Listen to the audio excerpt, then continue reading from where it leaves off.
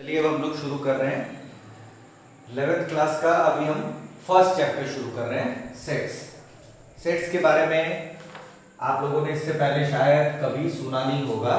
Sets, SETS, sets. अब ये क्या होता है, क्यों हम पढ़ रहे हैं यहाँ पे, इसको थोड़ा समझना जरूरी है। बेसिकली सेट्स क्या होता है, अगर आप ये जानना चाहते हैं कि सेट्स क्या होता है तो आप सबसे पहले प्रैक्टिकली मैं तुम्हें कुछ चीजें बोलता हूं तो उसके बारे में सोचो। मान लो मैंने तुम्हें बोला कि नेचुरल नंबर है लेस देन 5, ठीक है ना, सारे नेचुरल नंबर लेस देन 5 आप ले लीजिए, तो आप क्या बोलोगे? नेचुरल नंबर, मैंने बोला all natural number less than 5, all natural numbers less than 5। तो ध्यान से देखो, जब भी मैं ये बोलूंगा तो सभी लोग के मन में क्या आएगा? 1, 2, 3 और 4। इसको छोड़ के और कुछ आएगा नहीं। तो इसका मतलब क्या है कि ये किसी से भी बोला जाए उसका आंसर यही होगा, 1, 2, 3, है ना।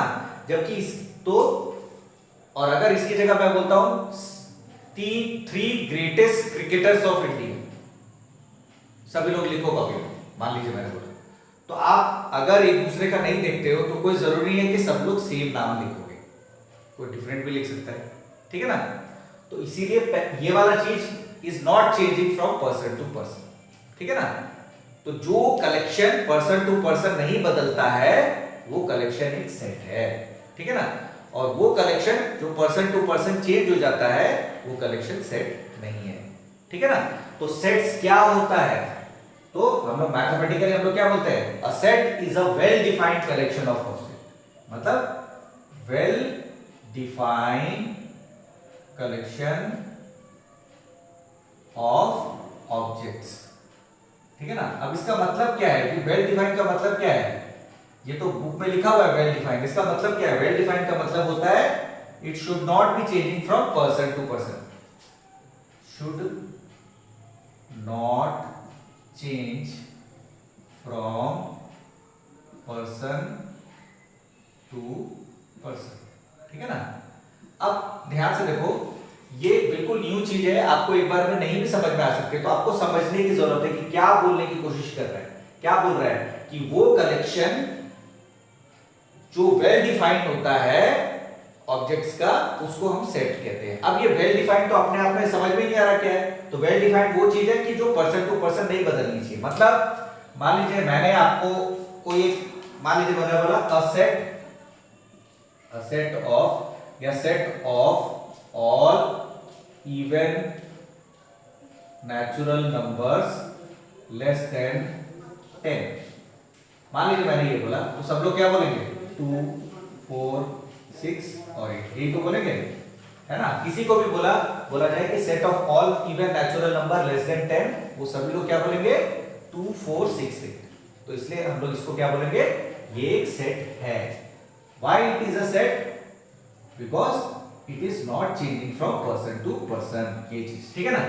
जबकि इसकी जगह मैंने तुम्हें बोला it is a set. Why set? ये रीजन है कि क्योंकि ये पर्सन टू पर्सन नहीं बदलेगा, सभी लोग का आंसर सेम यही है। अगर इसकी जगह मैं बोलूं 3 ग्रेटेस्ट रिवर ऑफ इंडिया, क्या ये सेट है या नहीं है? बोलो। ये नहीं है। क्यों नहीं है? Not a set. Why? Because greatest river of India, अगर आपसे कलेक्शन पूछा जाए तो किसी नॉर्थ इंडियन को बोलोगे तो उसका आंसर डिफरेंट होगा, और किसी साउथ इंडियन को बोलोगे तो उसका, मान लीजिए कोई ईस्ट में रहता है, सिक्किम का रहने वाला है या एनजेपी का रहने वाला है, तो वो उसके लिए तीस्ता रिवर भी बहुत ग्रेटेस्ट है। वहां पे जब पानी आता है तो बहुत ज्यादा करके पानी आता है, बहुत फास्ट पानी आता है, ठीक है ना।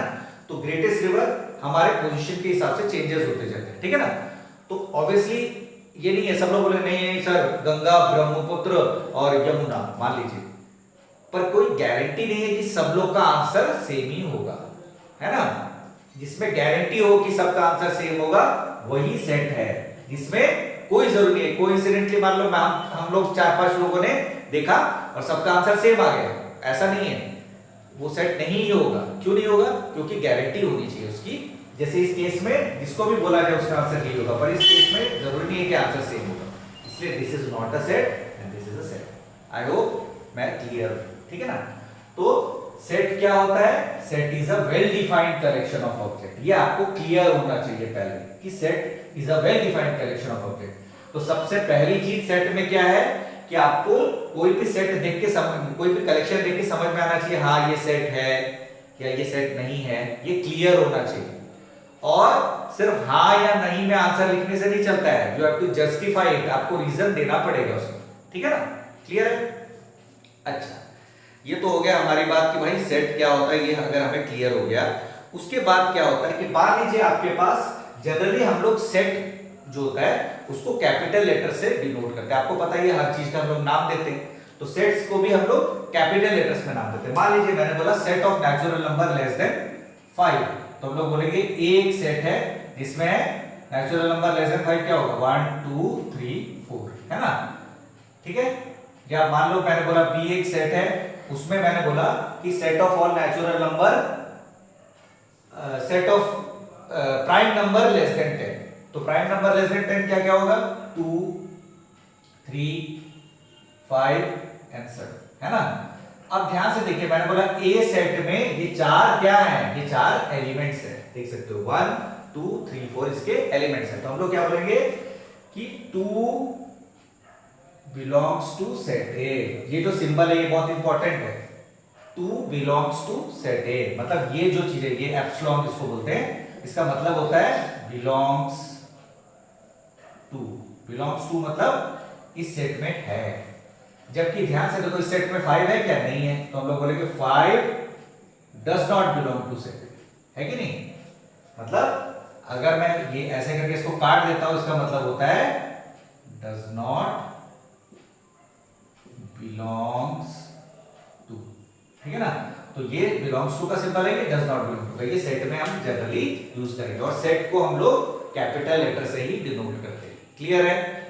अब ध्यान से देखिए कि जब भी हम सेट की बात कर रहे हैं तो सेट को हम लोग कैपिटल लेटर से डिनोट करेंगे और उसके एलिमेंट्स मतलब उसके मेंबर्स या उसके ऑब्जेक्ट्स, ये सब इस सेट के मेंबर्स हैं, ये सब इस सेट के एलिमेंट्स हैं या मेंबर्स हैं या ऑब्जेक्ट है, ठीक है ना।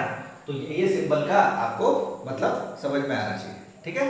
आई होप क्लियर है सब। हाँ, अब देखिए जब हमें पता लग गया हाँ भाई सेट ये होता है और उसको कैपिटल लेटर से डिनोट किया जाता है, ये हमें पता लग गया, तब क्या होता है रिप्रेजेंटेशन ऑफ सेट।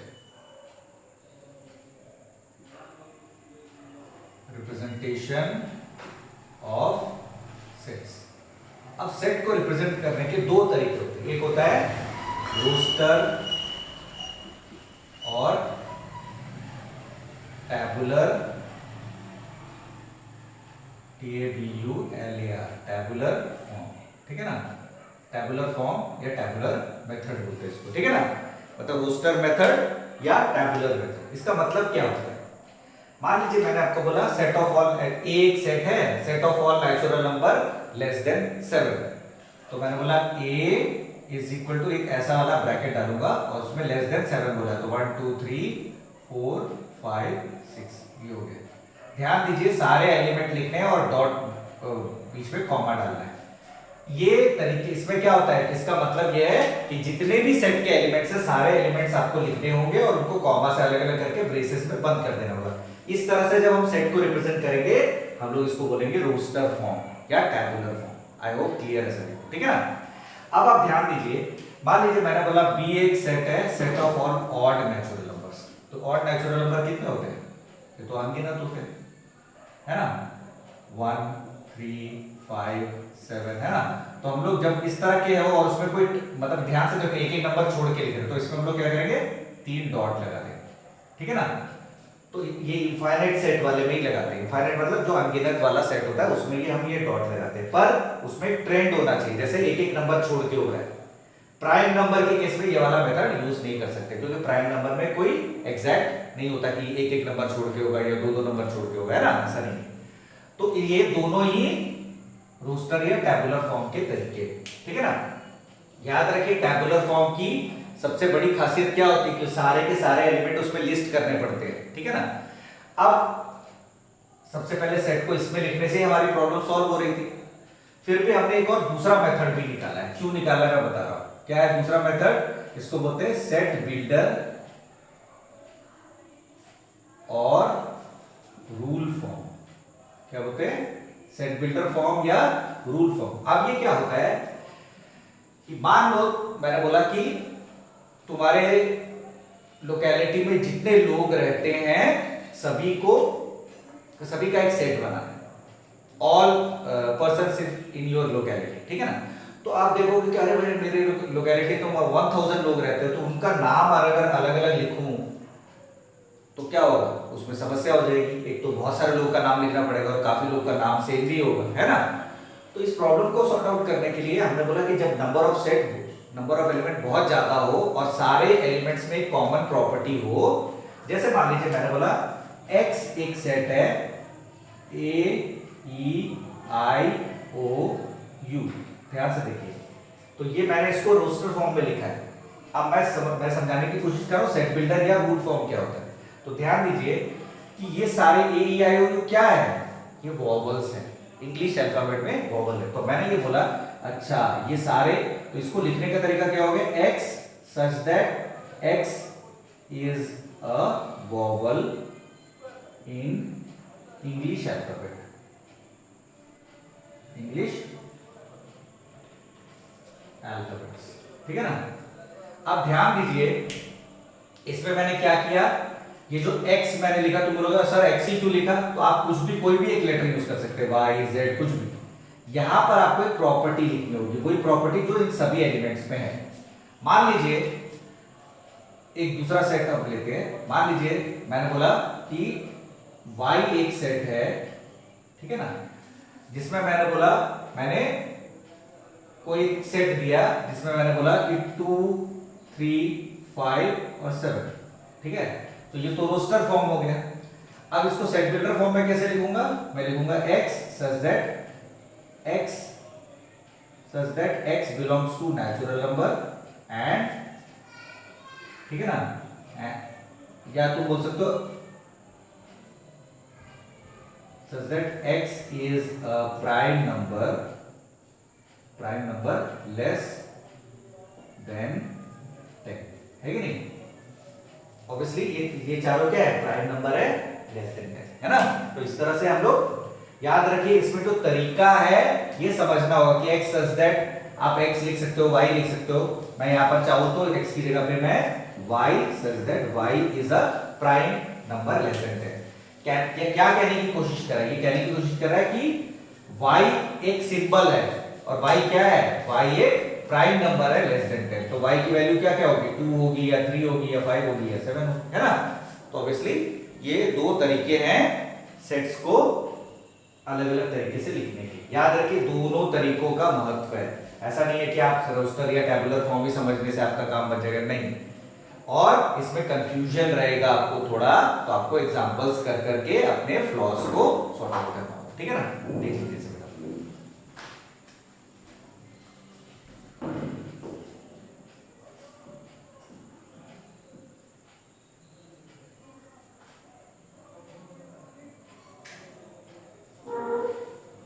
ठीक है।